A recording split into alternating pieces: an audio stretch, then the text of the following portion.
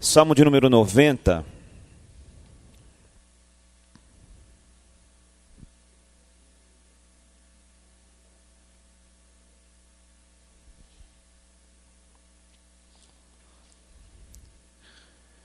Todos acharam?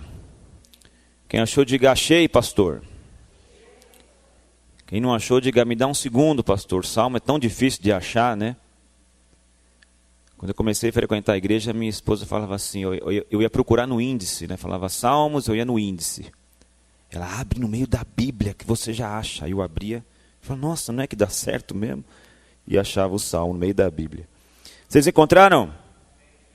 Diz assim, versículo 12, só esse versículo.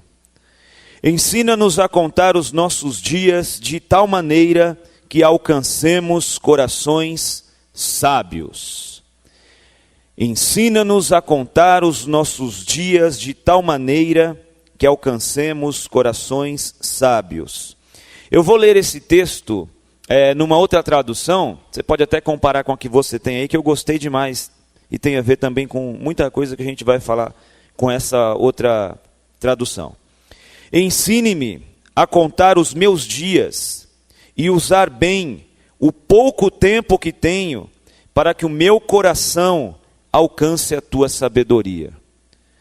Ensine-me a contar os meus dias e usar bem o pouco tempo que tenho, para que o meu coração alcance a tua sabedoria. Amém, meus irmãos?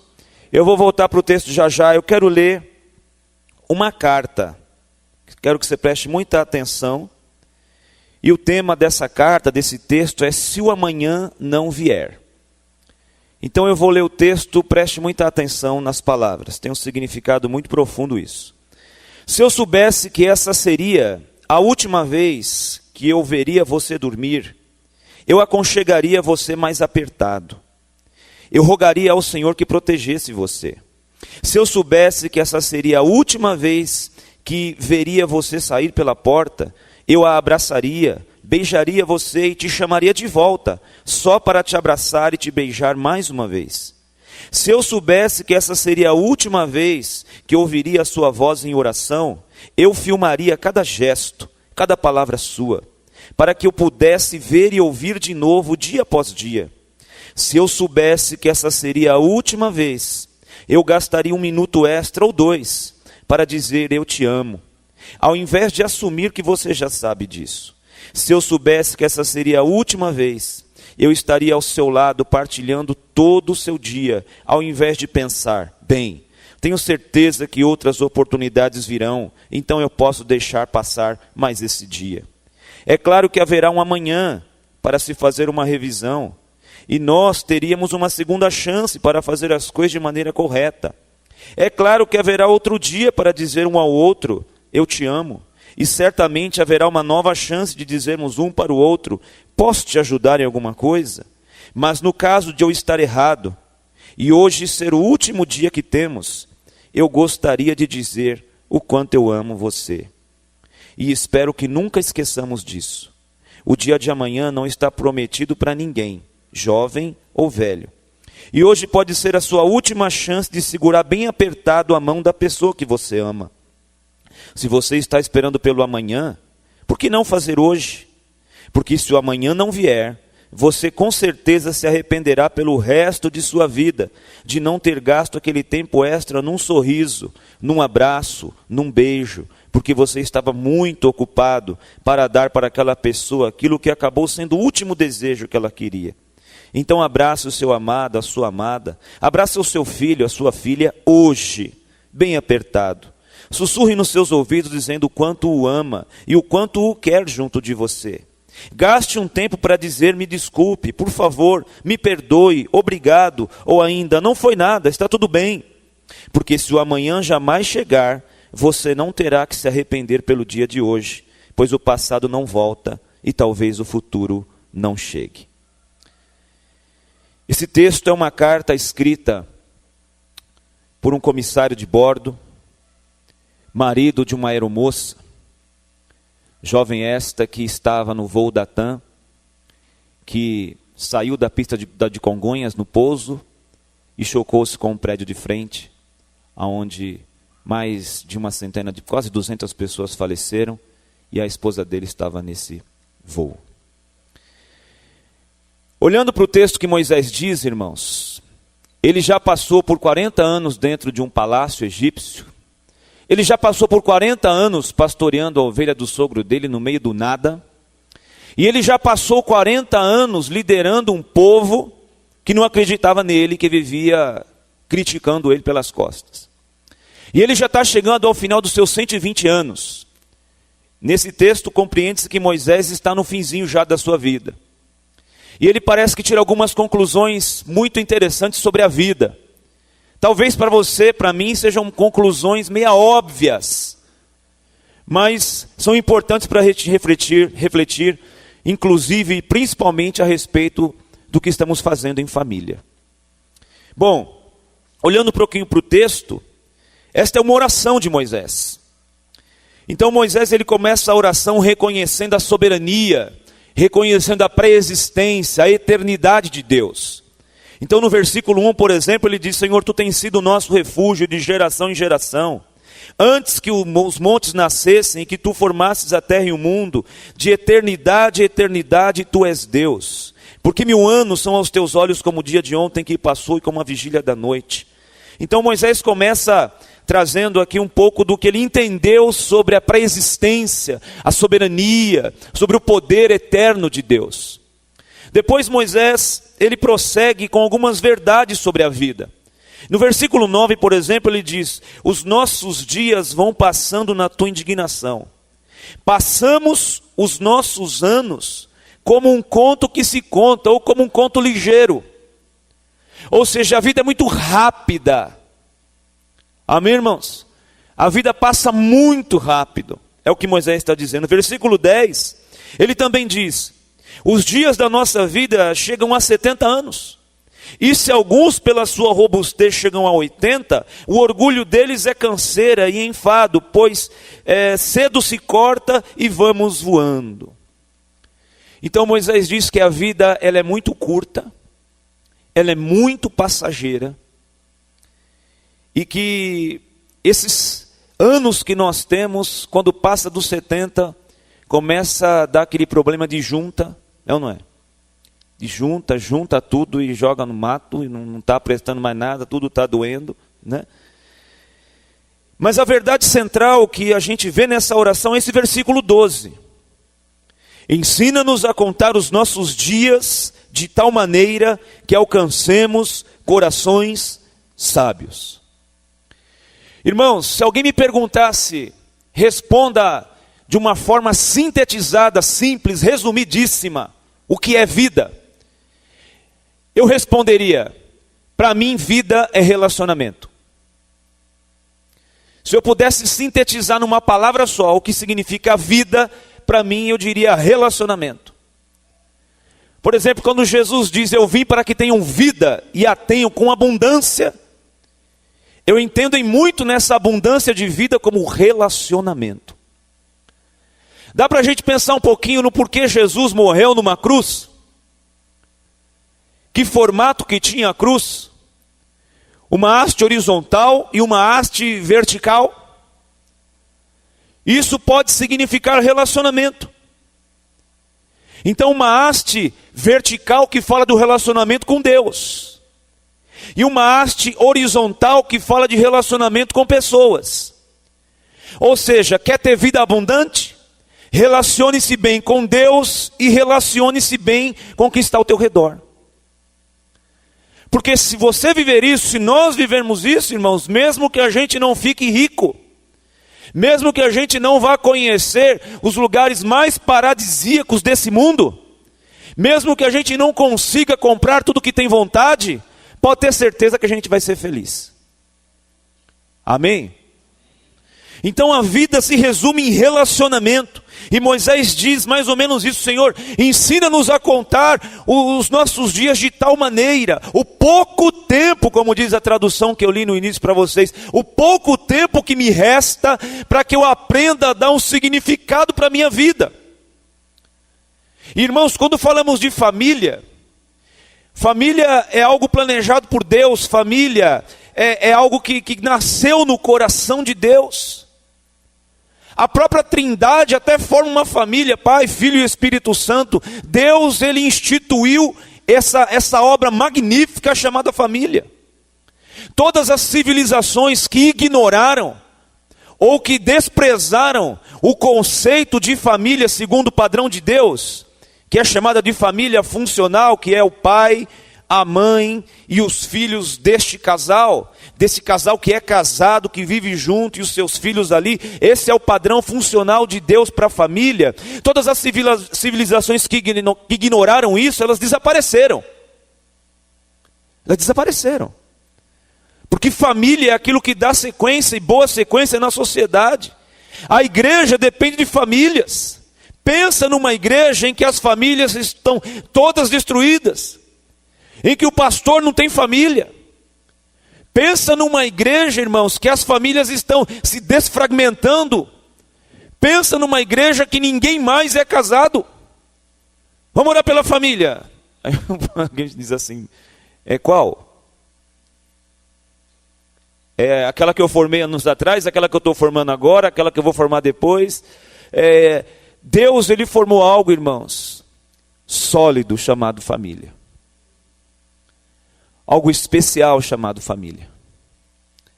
Algo valioso chamado família. Eu diria também, no meu ponto de vista, que depois da salvação eterna, o bem mais importante que nós temos não é a nossa casa, não é o bom emprego, não é a empresa, não é um carro novo. O bem mais precioso que nós temos depois da salvação eterna é a nossa família.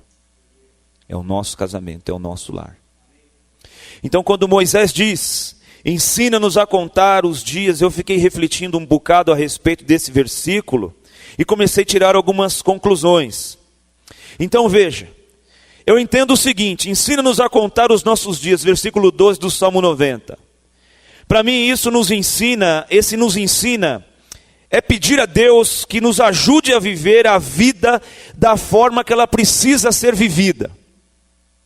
É pedir a Deus que nos ajude a viver a vida da forma que ela precisa ser vivida. Porque podemos estar frequentando uma igreja evangélica e não estar vivendo a vida, e a vida em família, da forma que Deus quer que a gente viva. Esse versículo 12 também diz para mim, molda a nossa maneira de pensar, de agir e de viver, de modo que possamos dar um significado para a vida. Porque tem gente que já perdeu o significado de estar vivo. Está fazendo hora extra. Não sei porque não morre logo. E desocupa o terreno. Isso também quer dizer para mim, não deixe, esse ensina-nos a contar os meus dias, não deixe que eu passe a vida à margem das promessas que o Senhor fez àqueles que são seus filhos. Amém, irmãos?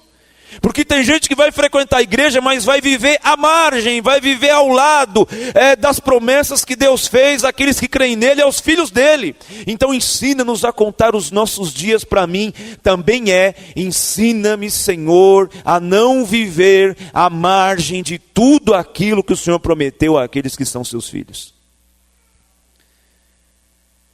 Isso também quer dizer para mim, ensina-nos a contar os nossos dias. Me ajuda a viver o hoje, como se não houvesse o amanhã, porque talvez o amanhã não chegue. Amém, irmãos? Ensina-nos a viver intensamente o hoje, porque talvez o amanhã não chegue. Isso é um grande segredo de Deus para nós. Porque às vezes a gente vive pensando no ontem, e às vezes a gente vive pensando no amanhã. Só que o dia mais importante da nossa vida, irmãos, é hoje. Por isso que os textos sagrados dizem, se hoje ouvires a voz do Senhor, não endureçais o vosso coração. Então hoje é o dia mais importante da sua vida, porque o ontem já passou, e o amanhã pode ser que não chegue. Então hoje é o dia mais importante, irmãos. Por isso que a gente tem que viver o hoje, porque o amanhã pode não chegar, e o ontem a gente não consegue mais mudar. Então Moisés está dizendo, olha, ensina-me a contar os meus dias de tal maneira que eu não fique querendo alterar o meu ontem, e eu fique demasiadamente ocupado com o meu amanhã e esqueça do meu hoje. Então eu tenho uma família hoje, e eu tenho que amar essa família hoje. Amém, meus irmãos? Então eu por exemplo, eu peguei alguns hábitos que eu considero muito bons, muito saudáveis. Então eu moro ao lado da casa do meu pai e da minha mãe. Meu pai já está com seus 82 anos. E às vezes eu saio ali na garagem para tirar o carro, às vezes cruzo com ele na calçada, ele está saindo, ele ainda trabalha. E toda vez que eu o vejo, falo, e aí paizão, tudo bem? E já vou em direção a ele. Antes dele me responder se está tudo bem ou não, eu já estou lascando-lhe um beijo no rosto. Ele fica assim com aquela cara, aquele paizão, né, lá da geração do Samuel, assim, né, Samuel? Foi o primeiro que eu olhei, desculpa. Mas eu já vou lasco logo um beijo nele. Minha mãe é a mesma coisa. Porque, irmãos, ele está com 82, a minha mãe já está com 70, nem sei quantos anos tem mais, esqueci, já é tanto ano que a gente já perde a conta. Porque eu tenho que beijá-los e abraçá-los hoje. Amém, irmãos? Porque eu não estou nem um pouco afim de beijar defunto. O que eu já vi de gente beijando defunto, é nojento isso, irmãos. Depois de algumas horas dá bactéria, não é legal beijar defunto. E fica lá o morto lá estirado lá, aquela coisa dura lá, fria. E fica lá, e pega a mão, e beija. Está morto, não interage mais. Então eu peguei esse hábito de beijar os meus pais, enquanto eles estão ali pertinho de mim, enquanto eu posso. Enquanto eles podem sentir ainda o calor do meu corpo, do meu abraço, a saliva do meu beijo. Porque quando morre não adianta mais. Você entendeu essa carta que esse homem escreveu para sua esposa? Se eu soubesse que não teria o amanhã, eu te abraçava. Se eu soubesse que não teria amanhã, eu voltava de lá do portão só para te dar mais um beijo e dizer que eu te amo mais uma vez. A ministração de casais tem sempre esse negócio, né? Fala para sua esposa que você ama, fala para o seu marido que você ama. Aí teve uma esposa, veio lá e falou, pastor, fala que esse homem é, porque esse homem não tem jeito não. Aí por que não tem jeito? Pastor, é o seguinte, quando eu fui para o altar com essa mulher, eu disse a ela que eu a amava. E disse a ela que quando eu não amasse mais e mudasse de ideia, eu contava para ela. Então, o dia que eu casei com ela, eu já disse que a amo para a vida inteira. Por que eu tenho que ficar falando toda hora? Olha que animal energúmeno quadrúpede. Então, irmãos, a gente tem o hoje. E nós precisamos aproveitar o hoje, porque o amanhã talvez não venha. Então, o que significa também para mim esse versículo 12?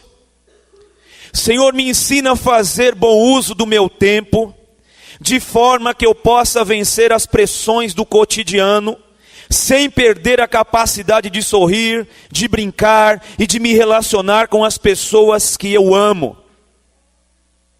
Amém, irmãos? Então, quando o texto diz, ensina-me a contar os dias de tal maneira que eu alcance um coração sábio, me ensina a lidar com as pressões da vida, de forma que as pressões da vida não me façam um chato, não me façam alguém de expressão sisuda, preocupada, brava. Deixa eu fazer uma cara para vocês de preocupado.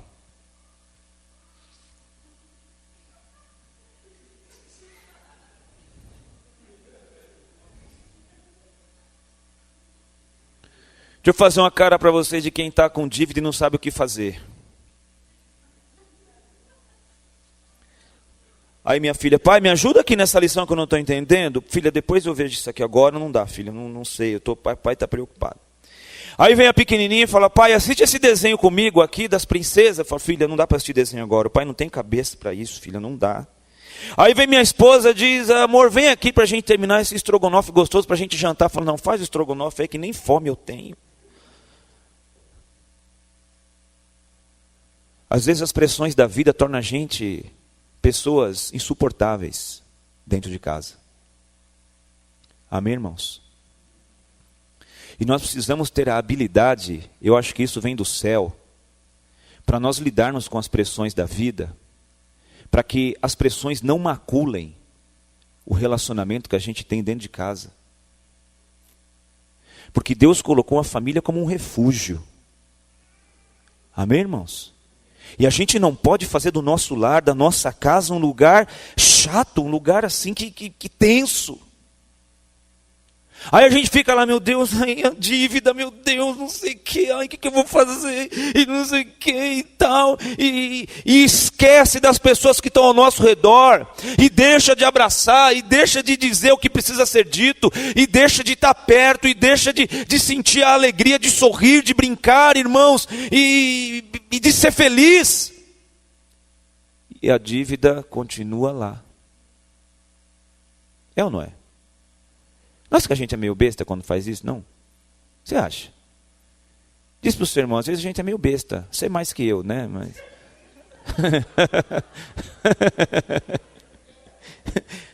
às vezes a gente, irmãos, a gente perde momentos preciosos por causa das pressões da vida, por causa da dívida, da falta de dinheiro, dos problemas profissionais. Aconteceu um problema lá na empresa e eu chego bravo, chego chateado, ou questões ministeriais. Eu falo todo dia com Deus, Senhor, que as demandas do pastorado, elas não venham trazer uma pressão tal que minem a alegria e o convívio que eu tenho no meu lar.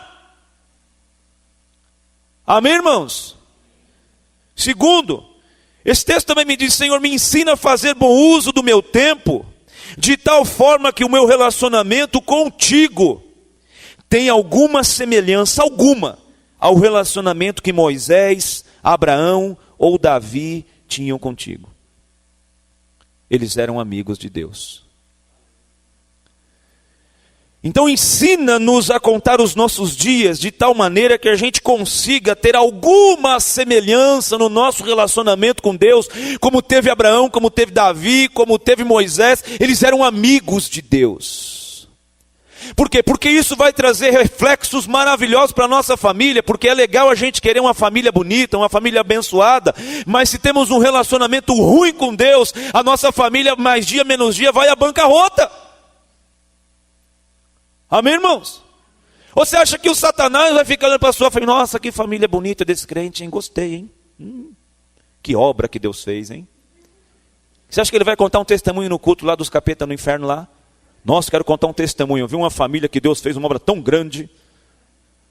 Não, o diabo vai trabalhar, irmãos, para desgraçar. É o que ele está fazendo, até dentro da igreja, com as famílias. Então ensina-nos a contar os nossos dias de tal maneira que haja alguma semelhança no meu relacionamento com Deus, como dos grandes amigos de Deus. Por quê? Porque perigas de eu viver as promessas escritas no Salmo 128 se eu for um amigo de Deus. Bem-aventurado o homem que teme ao Senhor e anda nos seus caminhos. Comerá do trabalho das tuas mãos, feliz será e te irá bem. A tua mulher será como uma videira frutífera aos lados da tua casa, teus filhos como plantas de oliveira à roda da tua mesa. Eis que assim será abençoado o homem que teme ao Senhor. É promessa bíblica, irmãos. Se nós formos amigos de Deus, a Bíblia me diz que eu vou ter uma mulher que é uma videira. E o que produz a videira? Um de cada vez para não dar tumulto. O que produz a videira? Vocês não sabem? Você tem certeza que vocês não sabem o que produz a videira? Uma árvore, uma videira? Como? Uva, aleluia! Que revelação, irmão! A videira produz uva, tua mulher será, olha a simbologia bíblica, será como uma videira frutífera aos lados da tua casa. E a uva, irmãos, ela serve para fazer o quê? Ela é a matéria-prima do quê? Do vinho. Outra revelação profunda. E o vinho, biblicamente falando, ele traz a simbologia da alegria. Amém, queridos? O vinho traz a simbologia da alegria. Não vai sair enchendo a cara por ele, não. Agora o pastor falou que é só tomar vinho pra caramba que tudo vai dar certo. Nada disso. Então a Bíblia traz uma promessa para a minha esposa. Ela não vai ser uma mulher rabugenta, chata, que quando pega na vassoura, a vassoura já quer sair voando com ela junto. Então deixa eu dizer uma coisa para você, meu querido irmão. Se você tem uma esposa que quando ela pega a vassoura, ela já quer pegar no tranco para voar, a culpa também é sua. Amém, irmãos? O cara que reclama muito da mulher, a culpa também é dele. Pode ser que seja o mesmo camarada que disse, eu disse para ela no altar que eu a amava. E quando eu mudar de ideia, eu também aviso para ela. Então significa que eu estou amando. Então ela diz, a Bíblia diz que a minha mulher vai produzir alegria na minha casa, se eu for amigo de Deus. A Bíblia diz também, irmãos, que as minhas filhas, os nossos filhos seriam como plantas de oliveira. E mais uma pergunta para aquela revelação, a oliveira produz o quê? Azeitona! Meu Deus do céu! Nós vamos sair daqui assim... Net dia hoje aqui. Azeitona. E a azeitona é matéria-prima do... Isso, galo, andorinha, extra virgem. A azeitona é matéria-prima do azeite. E o azeite é símbolo do Espírito Santo. A Bíblia traz uma promessa que se eu andar com Deus, o profeta Jeremias diz que nós não geramos filhos para calamidade. Nós não geramos filho para visitar na cadeia, na Fundação Casa. Nós não geramos filho para estar em terapia, para livrar-se de drogas. Os filhos que a gente gerou serão ungidos, são heranças do Senhor, serão instrumentos de Deus, serão bênçãos na casa de Deus, serão cidadãos desse país.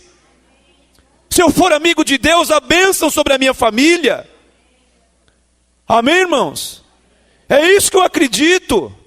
Quando o texto diz, ensina-me a viver os dias de tal maneira, se eu for um amigo de Deus, ajuda-me, Deus, a fazer dos meus dias de relacionamento pessoal com o melhor de todos os amigos, porque Jesus diz, eu não chamarei vocês mais de servo, eu chamo vocês agora de amigos, aleluia.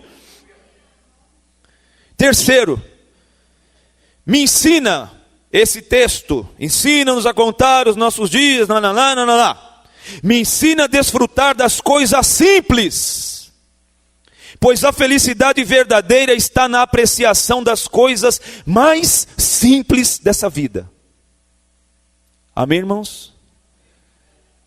Quando foi a última vez que você conseguiu parar alguns minutos, 5:30, 5:20, para olhar o pôr do sol? Pastor, tem mais o que fazer, pastor, ficar no sol, e tem tanta coisa para eu fazer, vou ficar no pôr do sol. Outro dia, irmãos, eu estava na cidade de Bebedouro, e a gente estava saindo para ir para um culto, aí eu parei na calçada esperando o pastor, e fiquei olhando para o céu, olhando as estrelas, que coisa mais linda, meu. Eu aproveitei para fazer aquilo lá, os irmãos chegaram, o que está fazendo, pastor? Estou fazendo algo que eu não posso fazer em São Paulo, senão eu sou assaltado. Se parar e ficar no meio da calçada olhando para cima, vem alguém e te rouba. Mas eu fiquei olhando aquilo, gente, que coisa maravilhosa. Isaías diz que Deus colocou cada uma delas lá e chama cada uma pelo nome. Coisa simples. E às vezes os homens complicam tanto, né? Está tudo lá, Deus chama cada uma delas pelo nome. E aí vem o homem e diz, não foi Deus, foi uma explosão cósmica que colocou tudo no lugar. Aí foi um pedaço para cada lado, e depois esse pedaço caiu aqui. e aqui começou a ter algumas mutações, de repente uma larva que saiu não sei da onde, caiu na terra, depois foi para a água e da água saiu de novo, e depois subiu numa árvore, criou rabo, e depois começou a andar e desceu da árvore e saiu o rabo, aí andava assim, depois começou a falar. Eu falo, caramba, os caras complicam tudo, a vida não tem essa complicação toda. É ou não é? Os caras complicam tudo, a coisa é simples. Deus fez tudo isso. A gente precisa aprender a se alegrar com coisas simples. Tenho tido momentos tão especiais com a minha esposa, então alguns dias da semana a gente faz caminhada de manhã, deixa a pequena na escola e vai andar num parque que tem lá, e anda 1 hora, 6 quilômetros. E a gente está andando lá e de repente umas senhorazinhas de uns 70 anos, elas passam pela gente trocando receita, como se estivéssemos parados. A gente tenta alcançar e fica ofegante e não consegue alcançar as velhinhas. Aí a gente sai daquela caminhada e eu desvio do caminho. A senhora diz, você vai para onde? Eu vou ali. Ali aonde? Vamos ali. Ela adora pão com manteiga na chapa com café. E é baratinho. A gente vai e senta ali na padaria. Aí vem a Fran, que é a menina que a gente está até evangelizando ela. E quando a Fran já vê a gente, ela nem vem atender, ela já vem já com as 2 canoas na chapa, que é o pão sem miolo para emagrecer. E os 2 cafezinhos na xícara, e a gente passa ali meia hora de mão dada, conversando, com pão com manteiga e café. Coisa simples. Olhando nos olhos, planejando o dia, falando das meninas, falando da igreja, falando da vida, e falando outras coisas que eu não vou dizer que não dá conta de vocês também. Vocês não têm nada a ver com isso. Então, meus irmãos, coisas simples. Quando a gente perde a alegria nas coisas simples, a gente nunca mais vai encontrar alegria. Porque a alegria está nas coisas simples. A gente termina as nossas noites, irmãos, assim, os 4 na mesma cama, toda noite. E toda noite eu tenho que ameaçar 2 das pessoas que estão lá de morte para elas saírem da minha cama. Sai daqui agora, some daqui, vai para o quarto de vocês. Hora que está chegando lá para meia-noite, que elas estão lá com a gente.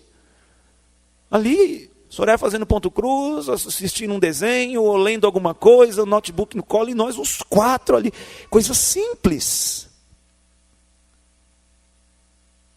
Isso quando não, a Soraya desce, dali a pouco ela sobe com um prato de brigadeiro e as colherzinhas, tudo dentro, aquele brigadeiro de colher, sabe? Custa R$3 uma lata de leite moça, irmãos. Coisa simples. E a gente come aquilo tudo, e é uma briga de colher, quando chega no final. Então aprenda a desfrutar e apreciar a vida nas coisas simples, em família. Às vezes a gente não consegue grandes empreendimentos. Eu queria fazer um cruzeiro de navio. Se alguém sentir no coração de me dar de oferta, deixa Deus te usar. De repente você sonhei com esse pastor num navio com a família. Bom, sou eu mesmo que tenho que abençoar, então deixa Deus te usar. Mas não dá para eu fazer isso. Mas dá para eu comer brigadeiro de colher ali na cama 11h30 da noite. Dá para eu comer pão com manteiga depois da caminhada na chapa, na padaria. Então dá para a gente viver bem, dá para a gente ter alegria, irmãos, com coisas simples da vida. 4, Senhor, me ensina a fazer bom uso do tempo que me resta. Baseado no versículo 12 que Moisés diz nessa oração, porque a vida é muito curta para ser desperdiçada. Amém, irmãos? Todos nós estamos na fila invisível da morte e só Deus tem a senha. De repente vem uma voz, 14, aí é você mesmo, não adianta. Peraí, 14, eu sou o 14, você é o 14, já foi. Eu quero passar a minha vez, passa na minha frente aí, eu dou lugar para você. Não dá, já é você mesmo. O tempo é curto demais, irmãos. Nós não podemos desperdiçar a vida. Moisés diz, ensina-nos a contar os nossos dias, a utilizar o nosso tempo da melhor maneira possível, porque passa muito rápido.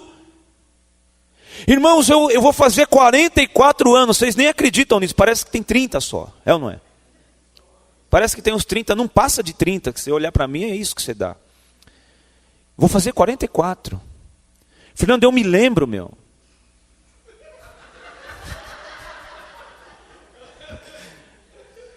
Descendo a rua de casa num carrinho de rolemã e me espatifando todo lá embaixo, como se fosse ontem.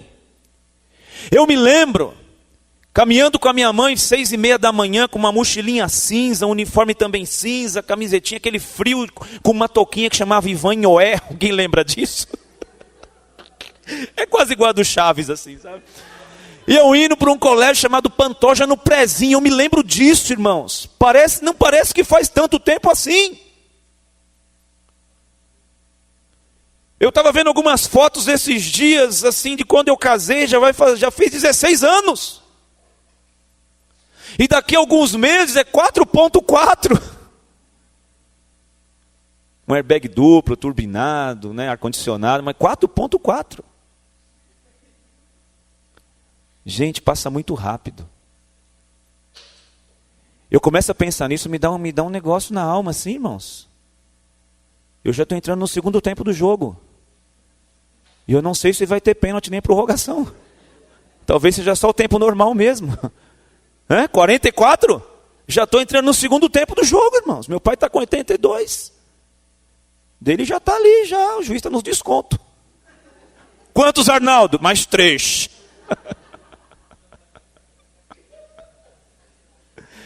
Então, irmãos, viva a vida, sabendo que fala que é pouco tempo.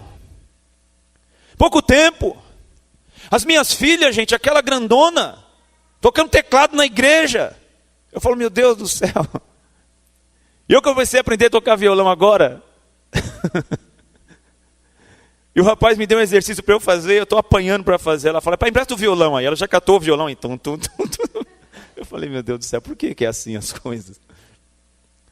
Mas já está desse tamanhão, meu. Outro dia eu estava saindo do banho lá, a hora que eu vi, falei, filha, o que é isso aí? Esses cabelos tudo aí. Era um bebezinho, irmãos. E já está desse tamanhão. Passa muito rápido. Daqui a pouco aparecem uns cabras aí e leva embora. Aí vai aparecer no domingo, quando não quiser fazer almoço em casa, vem aparecer lá. Para comer na casa da gente. E a gente vai ficar todo feliz. Minha filha veio comer aqui hoje, que alegria. E lá ela estava assim, não vamos fazer almoço hoje não, vamos lá comer na casa do pai.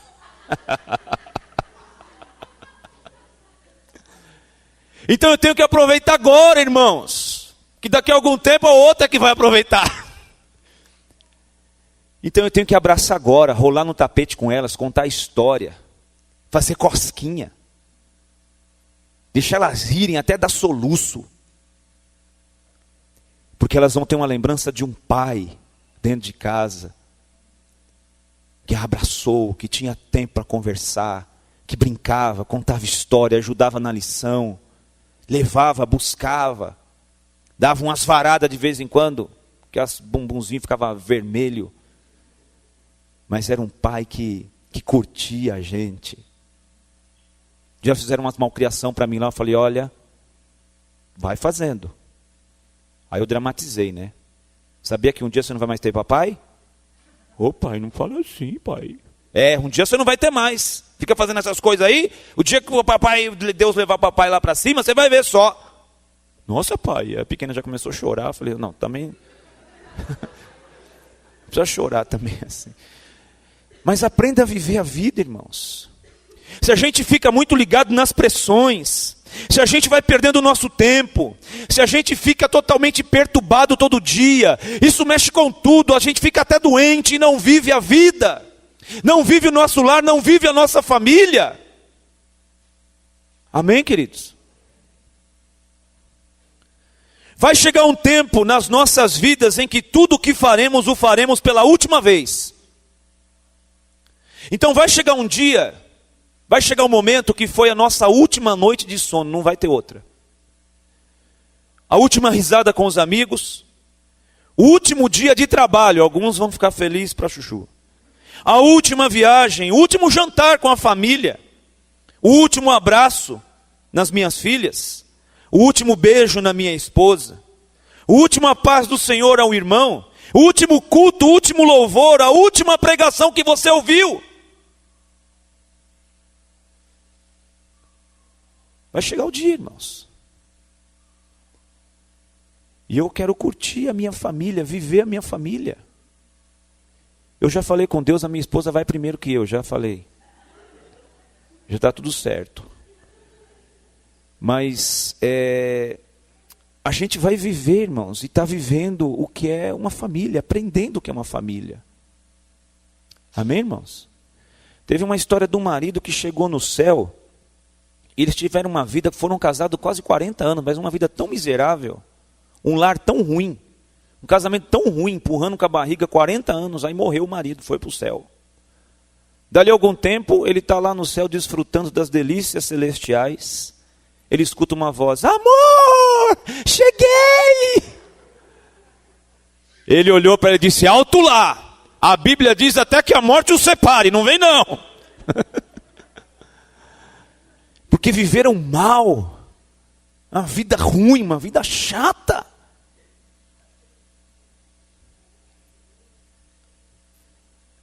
Vai chegar um dia que nós faremos tudo isso pela última vez.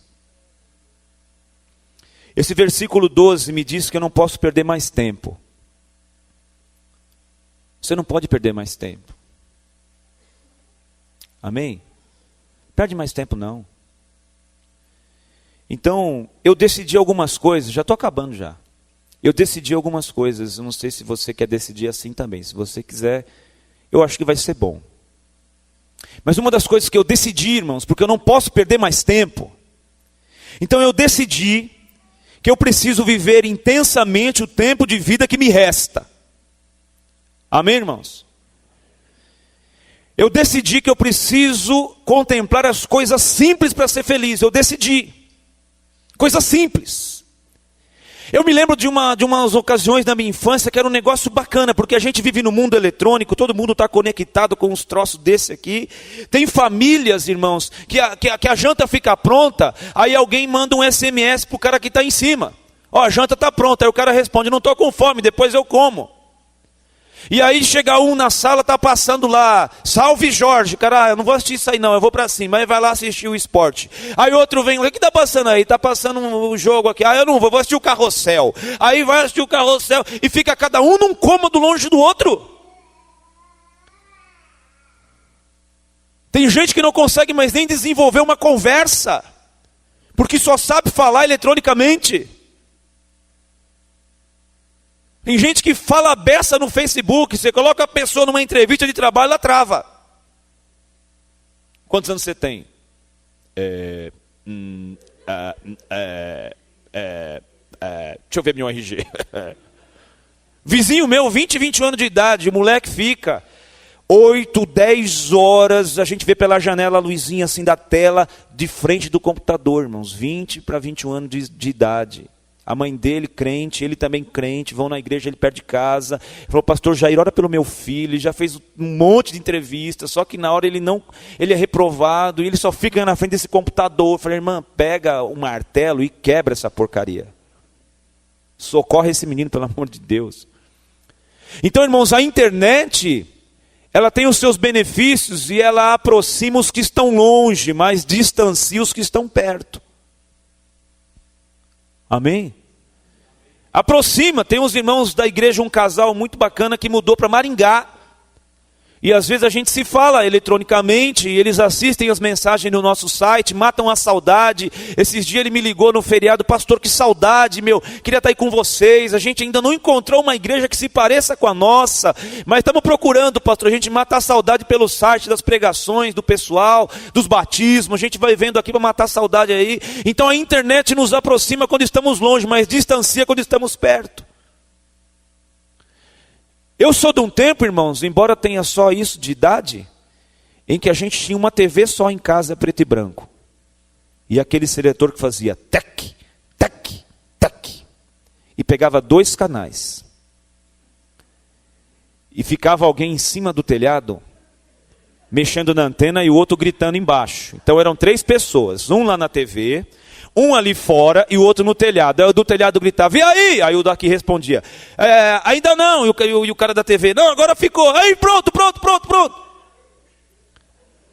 Aí pegava lá um canal. Descia o cara do telhado, ficava todo mundo ali assistindo.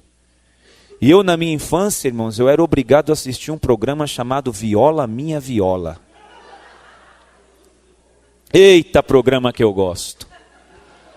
Se eu encontrar aquela Inesita Barroso, se ela não morreu, eu mato.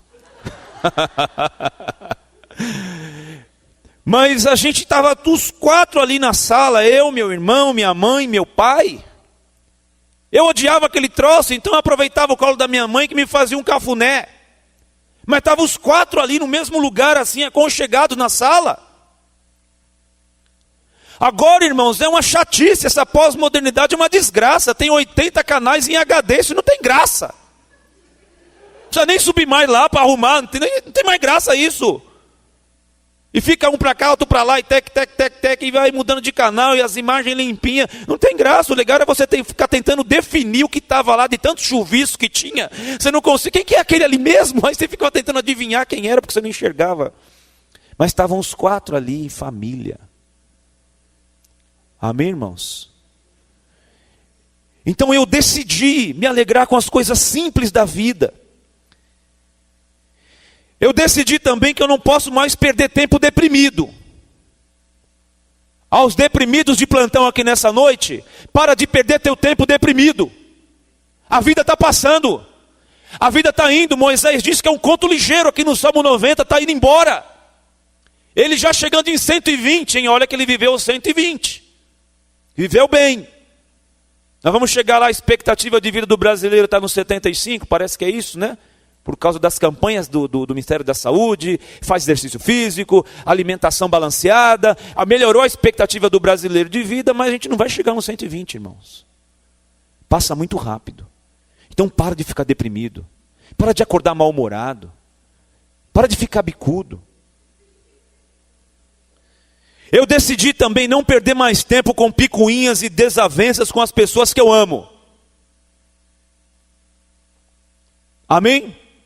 Eu decidi não ficar mais com picuinha nem com desavença com as pessoas que eu amo. Por quê? Porque o tempo está passando. Deixa eu ver se você está a fim de confessar pecado hoje. Quem aqui já estragou um final de semana que seria maravilhoso, porque na sexta-feira deu um BOzinho? As risadas já denunciam os pecadores. E estragou todo um final de semana. Eu já estraguei finais de semana que prometiam, irmãos, que ia rolar muita uva. Mas muita uva no meu canteiro lá, e eu, por uma bobeira, picuinha, acabou com o final de semana, irmãos. Então eu falei, não, eu não perco mais tempo com picuinha, com bobeirinha. Jesus diz assim, se alguém te quiser demandar com você e tomar a túnica, dá também a capa. Se pedir para caminhar 1 milha, caminha 2. Se quiser bater nessa face, bate na outra também. Sabe, às vezes a gente fica querendo fazer debate dentro de casa com o que vai comer, aonde vai ir, que hora vai chegar. Ah, empresta o carro, não empresta o carro, não, esse carro é meu. Irmãos, pare com isso, para de ficar com picuinha com as pessoas que a gente ama e bicudo um com o outro. Teve alguém que já me disse assim, pastor, eu trabalho quase 15 horas por dia para poder demorar para chegar em casa. Imagina como é a casa do cara, né? O cara prefere entrar no inferno, mas não entrar em casa. Por causa dessas coisas. Irmãos, existem alguns lugares que tem que ser os lugares onde a gente se sinta o melhor possível. Um deles é a nossa casa e o outro é a igreja. Não é possível, irmãos, que a gente viva uma vida em que a gente não se sinta muito bem dentro de casa. Não é possível que a gente viva uma vida cristã e que a gente não se sinta muito bem na igreja. E eu conheço pessoas que conseguem a proeza de não viver bem lá em casa e ainda vem encher a paciência na igreja. Gente que faz picuinha com tudo, gente que briga com todo mundo, gente que não perdoa, gente que é chata, gente que tem o dom de causador de encrenca. E arruma encrenca em casa, vive mal em casa, vem para a igreja bicuda, senta na galeria para não olhar na cara do outro. Irmãos, que vida que a gente está vivendo, a vida está passando. Está indo embora. Eu já disse que eu já estou no começo do segundo tempo, não sei se vai ter prorrogação e nem pênalti. Está passando a vida. Então eu decidi. Decidiu não gostar de mim? Tudo bem, eu vou gostar de você. Paulo disse assim: por causa de vocês eu me deixarei gastar. E ainda que menos amado, amando vocês cada vez mais. Quer brigar comigo? Briga, então briga. Eu não vou criar picuinha com as pessoas que eu amo. Eu decidi também, irmãos, não cooperar com o ambiente turvo, pesado, chato dentro da minha casa, aquele ambiente pesado, tenso. Aquela coisa escura, negra, entra dentro de casa assim, nossa, a coisa está pesada aqui, hein? Que clima. Senta na mesa para comer, aquela coisa assim, formal. Já sentou na mesa para comer alguma vez e por um clima tão ruim você não sentiu o gosto da comida? Já, né, irmã? Tem uma irmã que fez assim, ó.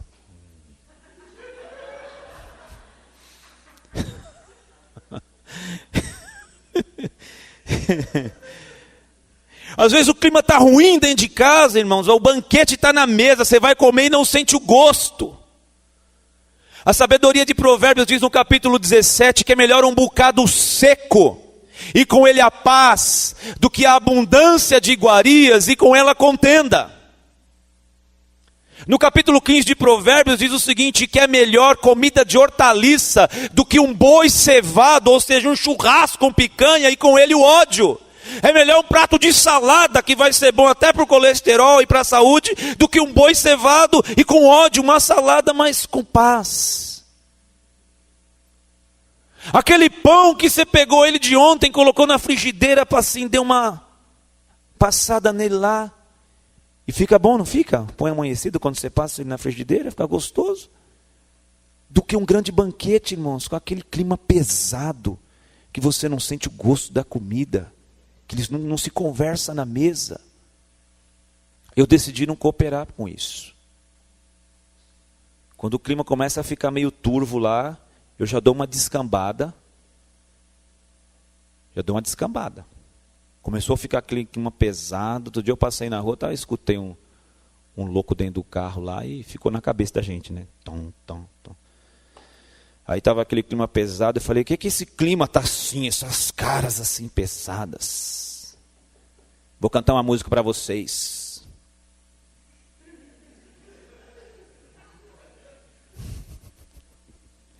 Não sei se eu faço isso aqui. Dá para editar depois? Oi? Está ao vivo? Bispo Ronildo que não ouça. Aquele clima pesado, que esse clima está muito pesado, está muito chato isso aqui, eu vou cantar uma música. Leque, leque, leque, leque, leque. Aí começa todo mundo rir, aí o negócio fica mais gostoso, mais suave. Porque, irmãos, a gente não vai levar nada dessa vida, a não ser relacionamentos saudáveis. A não ser uma família abençoada. Amém, amados? Outra coisa que eu decidi não vir mais à igreja para perder meu tempo. Isso já faz tempo que eu decidi isso. Então tem gente aqui que talvez precise decidir isso. Você não vem para a igreja perder seu tempo. Davi diz, uma coisa eu pedi ao Senhor e a buscarei, que eu possa habitar na casa do Senhor todos os dias da minha vida e contemplar a formosura do Senhor e aprender no seu santuário. Davi ansiava, ele tinha sede por estar na presença de Deus. Então estar na casa de Deus não é perda de tempo. Estar na casa de Deus é momento de comunhão com os irmãos, de comunhão com a igreja, de comunhão com Deus, de receber a palavra, de ser renovado por Deus, de ser abençoado por Deus, de ser ensinado por Deus, de ter a esperança renovada, de ter a vida transformada, de ter princípios sendo plantados dentro de nós, que sejam princípios do céu, da palavra dentro da gente. Então não é lugar de perder tempo, eu decidi. Eu decidi também, irmão, não ficar mais lamentando pelas coisas que não deram certo no passado. Tem gente que não para, meu, que fica olhando, mas não deu certo, se tivesse dado certo, meu noivado não deu certo. Graças a Deus que não deu certo, Deus te livrou de um traste. Amém? Antes só do que mal casado. E não deu certo, é porque Deus realmente colocou as mãos, é um livramento. Lamentando tudo que não deu certo. Eu fui mandado embora daquela multinacional, e agora? Agora Deus vai abrir uma porta tão boa quanto, ou melhor. Ah, mas... Não, meu, para de ficar lamentando o que não deu certo lá atrás. Qual é o dia mais importante da vida da gente? Hoje. Eu decidi também que eu não posso mais ficar tristinho porque não reconheceram os favores que eu fiz, a ajuda que eu dei, ou ninguém notou em casa nem na igreja as coisas boas que eu fiz. Eu decidi também não ficar mais chateadinho, tristinho com essas coisas, e tem gente que ainda fica. Ninguém nem disse obrigado. Ninguém nem falou nada. Nossa, fiz a comida, fiquei 4 horas na cozinha, a única frase que eu ouvi foi: o arroz está meio sem sal. Depois de ficar 4 horas, quer saber? Vai comer no quilo, lá na esquina. Irmãos, a gente fica esperando o reconhecimento e fica tristinho porque a gente quer que os outros falem e tal. Colossenses, Paulo escreve aos Colossenses e diz no capítulo 3, versículo 17: tudo quanto fizeres, seja por palavras, seja por obras, fazei como ao Senhor, dando a Ele graças. No mesmo capítulo de Colossenses, capítulo 3, versículo 22 e 23, ele diz: e tudo quanto fizeres, fazei como ao Senhor e não aos homens, sabendo que ao Senhor servis e é dele que vem o galardão da herança. Então é para ele que nós fazemos. Amém, irmãos? Então a nossa família precisa viver nesse clima. Como é que está a tua vida em casa? Como é que está a tua vida com seus pais, com seu marido, com seus filhos? Como é que a coisa está caminhando? Será que Deus realmente quer que isso continue assim? Ou será que nós não podemos contribuir para que melhore? Se nós entendermos, irmãos, essa noite assim, se depender de mim, a minha família vai ser melhor. Se depender de mim, na minha casa vai ter paz. Se depender de mim, no que depender de mim, não vai ter briga. No que depender de mim, a gente vai falar baixo, com respeito, com educação. No que depender de mim, a gente vai orar um pelo outro. No que depender de mim, vai ter Bíblia aberta e joelho dobrado dentro daquela casa. No que depender de mim, as coisas de Deus serão levadas a sério lá dentro. No que depender de mim, o meu lar vai ser uma bênção. Como um retrato do Salmo 128, no que depender de mim, haverá perdão dentro da minha casa. Se nós entendermos isso, irmãos, os nossos relacionamentos dentro de casa vão ser maravilhosos.